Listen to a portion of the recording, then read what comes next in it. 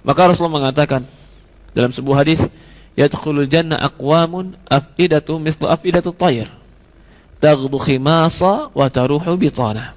Kata baginda Rasulullah SAW, akan masuk surga satu kaum yang hatinya seperti burung. Bagaimana hati seperti burung? Taghdu khimas, pergi dari sarangnya dalam keadaan lapar, nggak tahu mau pergi kemana, yang penting pergi dulu. Wa taruhu bitan, pulang dalam keadaan kenyang. Usaha, burung ada usaha keluar.